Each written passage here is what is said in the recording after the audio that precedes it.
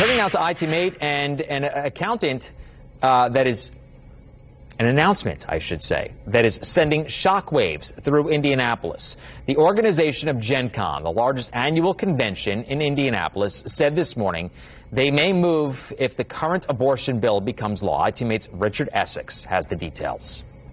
Could Gen Con be leaving Indianapolis? The organizers say they're getting pressure from participants and advertisers to possibly look elsewhere because of actions taken by the Indiana General Assembly and the abortion bill. Despite our enthusiasm for this year, I want to note that we are deeply troubled by the action currently underway in the Indiana General Assembly. A tweet sent out by Gen Con this morning was a shot across the bow of the boat Indiana Republicans are paddling. We at Gen Con believe in the right of autonomy over our bodies and the right to choose. Reproductive rights are human rights. Like many of you, we are hurt, angry, and frustrated by the recent events. Passage of Senate Bill 1 will have an impact on our stakeholders and attendees and will make it more difficult for us to remain committed to Indiana as our long-term annual home. The president of Gen Con has a large economic hammer to swing in this debate. In 2019, 70,000 people over 4 days packed into the convention center for a weekend of role-playing and gaming. The crowd dropped an estimated $70 million into the Indianapolis economy. In 2020, the convention was canceled due to COVID, which prompted the president of Gen Con to essentially pen a letter to the city in which he said, "Frankly, we love it here. Each year we are greeted by great food, the hotels who accommodate our special needs, the vibrant downtown, and warm hospitality of Hoosiers."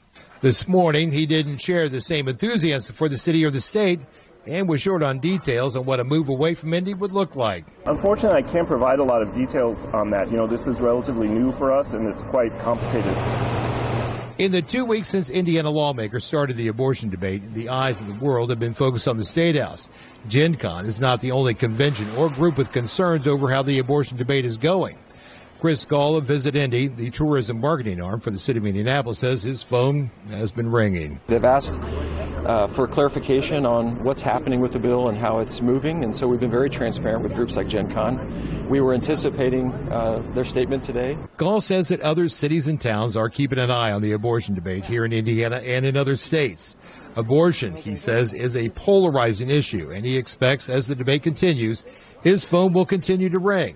So far, Gen Con is the only group that has publicly made any statements about the politics of the abortion debate. We've been working closely with Gen Con to keep them updated, and at this point we feel we've done everything we can to inform them and also make sure their voice is heard over at the State House. Gen Con has a signed agreement with the city to stay here until 2026. In Indianapolis, Richard Essex, Wish TV, ITMate. And the mayor's office sent us a statement to ITMate about an hour ago. It says, for nearly 20 years, Gen Con has called Indianapolis home, and we will uphold our agreement on hosting future Gen Con events, and will work closely with organizers to ensure they know Indianapolis's commitment to being a welcoming place for all of their attendees.